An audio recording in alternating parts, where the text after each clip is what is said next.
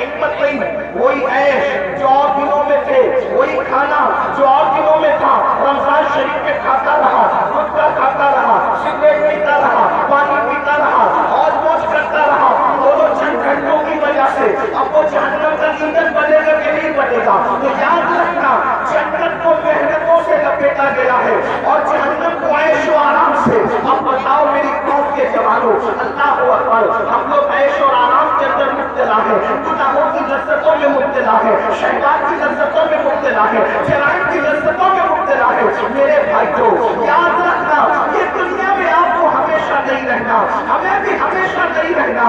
اللہ اکبر. آئیے تھوڑا جہنم کا تذکرہ احادیث کی روشنی میں کیا جائے تاکہ ہم سوچیں ہم کس قدر تباہی کی طرف جا رہے ہیں, کس طرح بربادی کی طرف جا رہے ہیں. اللہ اکبر. آئیے آپ کو بتاؤں, آج ہم کسی کی بات کو مان لیتے ہیں لیکن اللہ رسول کی بات نہیں مانتے. یہی ہے نا, اگر ڈاکٹر کہہ دے تمہیں شوگر ہو گیا ہے, تم میٹھا مت کھانا, ہم میٹھا بند کر دیتے ہیں. رسول اللہ نے فرمایا داڑھی نہ مڈانا, وہ لوگ کی بات مانتے ہیں, رسول اللہ کی نہیں مانتے. اگر ڈاکٹر کہتے تمہیں بلڈ پریشر ہو گیا ہے, نمک کا مت کھانا, نمک چھوڑ دیتے ہو, تیکھا کھانا کھانا شروع کر دیتے ہو, ڈاکٹر کی مانی, رسول اللہ کی نہیں مانی. اس کے بعد آپ دیکھیں, اگر جس نے یہاں 10,000 کی نوکری کرتے ہو, 10,000 کی نوکری کرتے ہو, وہ کہے تو مجھے صبح 6 بجے آفس میں چاہیے, تو کیا چو چلا کرتے ہو, کیا بحث کرتے ہو, مباحثہ کرتے ہو؟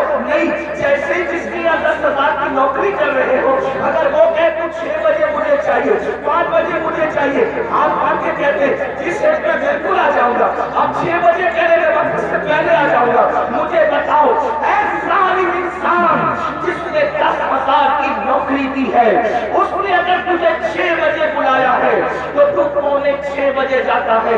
رسول اللہ نے روزانہ 5 مرتبہ تجھے مسجد آنے کا حکم دیا ہے, تو کتنا مسجد آ رہا ہے؟ ارے وہ 10,000 کی نوکری دینے والے کی اوقات کیا ہے, لیکن جس نے کہا کہ نماز میں میری آنکھوں کی ٹھنڈک ہے, اس رسول کی شان یہ ہے, قرآن ملا ان کی وجہ سے, رحمان ملا ان کی وجہ سے, اسلام ملا ان کی وجہ سے, ہر نعمت ان کی وجہ سے ملی.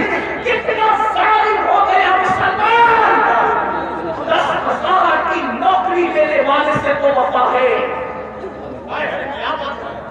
جس نے 10,000 کی نوکری دی اس کی بات کو مان رہا ہے, لیکن جس نبی کے صدقے میں سب ملا,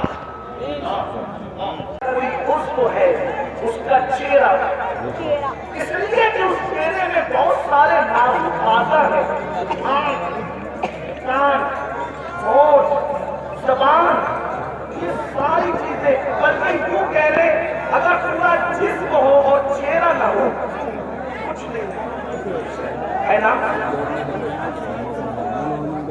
میں نے کہہ دیا کہ کو چلانے, اگر آپ چلائیں گے تو واپس ہو. دیکھیے آپ میرے صبر کا جتنا چاہے امتحان دے سکتے, میں آپ سے کبھی ناراض نہیں ہوگا, لیکن اتنا ضرور ہے کہ یہ محفل پوری دنیا دیکھ رہی ہے. بیٹھ جا بھائی, بیٹھ جا.